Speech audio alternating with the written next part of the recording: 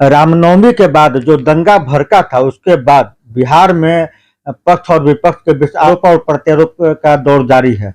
वर्तमान स्थिति में जो सत्ता पक्ष है, वो जो बीजेपी और आरएसएस पे आरोप लगा रही है कि उन्होंने दंगा फैलाया बिहार को अशांत कराने के लिए, और जो विपक्ष है वो सरकार पर आरोप लगा रही है। तो उसके बाद जो बिहार का वर्तमान स्थिति है उस पर बात करने के लिए हमारे साथ हैं अभी लोजपा के वर्तमान प्रदेश प्रवक्ता राजेश जी। उनसे हम बात करेंगे। राजेश जी, सबसे पहले तो आपको प्रवक्ता बनने पर बहुत बहुत बधाई, बहुत बहुत शुभकामना। और उम्मीद फॉर नेशन के तमाम श्रोता एंड जितने भी उसके न्यूज कर्मी हैं, चैनल कर्मी हैं, सभी को हम धन्यवाद देते हैं। अच्छा, जो दंगा के बाद बिहार का जो राजनीतिक स्थिति बदला है, ऐसे में आपको क्या लग रहा है? नीतीश कुमार जी जो बिहार का मुख्यमंत्री है, जो उनका के कहना था कि कानून का राज है बिहार में, आप इस पर क्या कहना चाहते हैं? देखिए, ये अब बात गई जब नीतीश जी भारतीय जनता पार्टी के साथ और एनडीए के जब नेता थे, तो उन दिनों की बात और आज की बात में आसमान जमीन की अंतर है। आज कहाँ सुशासन का राज्य है और कहाँ ये राज्य अच्छे तरीके से चला रहे हैं। तो पूरे बिहार को कंफ्यूजन की स्थिति में बना करके रख दी है। ये कभी शराब, कभी मानव श्रृंखला, कभी दहेज प्रथा का, तो जैसे लगता है कि कोई रामायण का या कोई धर्म का प्रचार करने वाला या कुछ उस तरह का काम करने वाला एक पॉलिटिकल जो स्टैंड होता है, एक जिस प्रकार से स्टेट का गवर्नेंस होना चाहिए, कहाँ उस पर कभी बात कर रहे हैं। बेरोजगारी पे बात करते नहीं है, शिक्षा पे बात करते नहीं है, इंडस्ट्रियल स्ट्रक्चर से उस पर कुछ बात करते नहीं है। तो इनका तो कंप्लीट जो है सो डायलमा की स्थिति बना करके रखे हुए हैं। नीतीश कुमार को आप कैसे नेता के रूप में देखें हैं? जो एनडीए से अलग, एनडीए के साथ है तो कितना मजबूत है, और एनडीए के अलग होने के बाद उनका क्या स्थिति है? देखिए, बड़े नेता हैं, उनके विषय में सिर्फ हमारा कद इतना कुछ नहीं है कि उनके बारे में इतना कुछ बोले, लेकिन कभी कभी कहा जा सकता है कि अहंकार में सही मार्ग से भटक जाना, नीतीश जी मुझे कुछ वैसे ही दिखाई पड़ रहे हैं।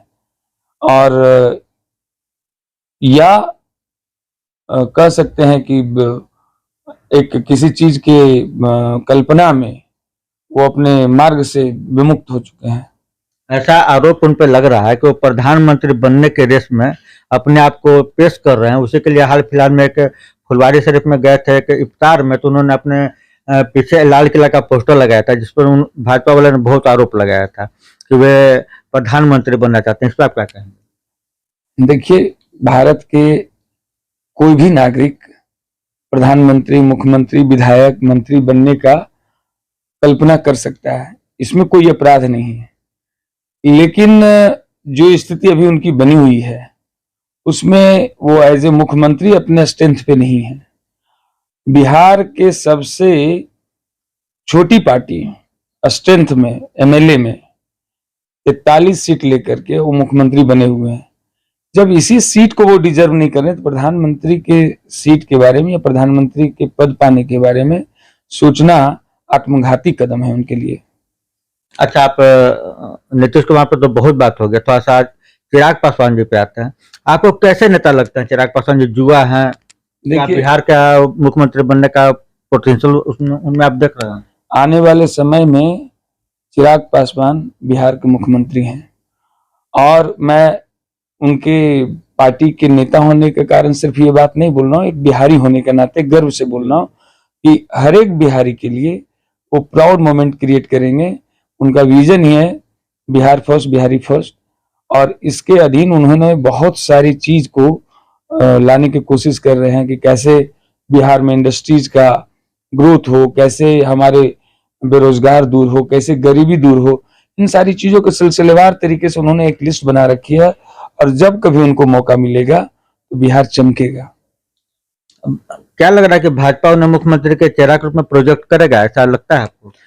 इस पे हमारा कोई प्रतिक्रिया नहीं देना हम सही समझते हैं, क्योंकि ये पार्टी के अपना मैनेजमेंट है, उनका अपना प्रबंधन है। ये या तो भाजपा तय करेगी या हमारे पार्टी के शीर्ष नेतृत्व तय करेंगे। इसमें हम लोग कुछ भी बोलने से हम लोग को बचना चाहिए। बिहार में फिर से एक बार कानून का राज हो, बिहार का पुनः विकास हो, इसके लिए क्या करना चाहिए? सबसे पहले तो इसी पे काम करना चाहिए। इसके बारे में सिर्फ बात हो रही है और बात भी कंफ्यूजन बनाने वाली बात होती है। क्या हुआ मानव श्रृंखला बनाने से नीतीश जी को? दारू को पिछले 8 साल से मुद्दा बना करके रखे हुए हैं। कितना उसमें उनको सफलता मिला है? एक एक आदमी से सर्वे क्यों नहीं कराते हैं? अपने जितने एजेंसी है लगा करके इसके प्रति क्यों नहीं इसका एक बार सर्वे कराते हैं? उनको 4-6 आदमी बैठ करके उनके मन इच्छा लायक बात बोले। आज पिछले जो 2005 से 10 का प्रोग्रेस बिहार का हुआ, उसके बाद क्या 10 से 15, 15 से जो 20 चला, वो प्रोग्रेस हुआ क्या बिहार में? उस तरह का शासन हुआ क्या बिहार में? तो हम कह सकते हैं कि पिछले 10 साल से बिहार डायलमा की स्थिति में है और पूरे राज्य को एक कह सकते हैं कि मतलब बीमार राज्य के रूप में उन्होंने बना करके रख दिया है। बिहार का शिक्षा व्यवस्था और जो कानून का व्यवस्था, उसको आप कैसे देखते हैं? शिक्षा व्यवस्था अगर सीखना है तो बाकी जगहों पे जाकर के देखें नीतीश जी की शिक्षा किस रूप से दिया जा रहा है और शिक्षा के लेकर के क्या क्या इनका सोच है। जहां तक कानून व्यवस्था की बात रह गई, सारे लोग हम लोग जग जाहिर हैं।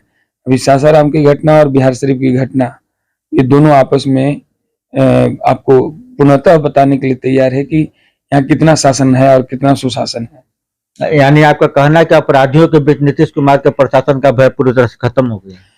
देखिए, नीतीश जी का इकबाल ही खत्म हो चुका है। हम आदरणीय लालू प्रसाद यादव की एक बात मुझे याद है, उनको लोकसभा में बोले थे कि सत्ता और शासन चलता है रौब से, इकबाल से। जब वही नहीं रहा इनके पास, ये ढुलमुल की राजनीति कर रहे हैं। कभी ये भाग करके भाजपा की तरफ जाते हैं, कभी भाग करके ये राजद की तरफ आते हैं। तो ऐसे स्थिति में कैसे कोई इनसे प्रशासन और कैसे कोई उम्मीद कर सकता है, जब इनकी अपनी क्रेडिबिलिटी, क्रेडेंशियल ये जब सेल कर दिए हैं, इनका क्रेडेंशियल कुछ रहा नहीं, पॉलिटिकल स्ट्रेंथ अपना खो दिए हैं, कैसे प्रशासन इनसे कंट्रोल होगा? लोकसभा चुनाव में किनके साथ जा रहे हैं? हमारी पार्टी जी, ये पार्टी नेतृत्व तय करेंगे और हम लोग का स्टैंड क्लियर है। हम लोग बिहार के लिए काम करेंगे, हम लोग बिहार के 14 करोड़ जनता के लिए काम करेंगे, हम उनके साथ जाएंगे। हमारी पार्टी उनसे इन 14 करोड़ बिहार के लोग जो हैं उनके बारे में सोचती है, उनके बारे में चिंता करती है, ना कि किनके साथ जाने से और किनके खिलाफ रहने से हमारी पार्टी का क्या नुकसान होगा, क्या लाभ होगा, इसकी राजनीति मेरी पार्टी नहीं करती है।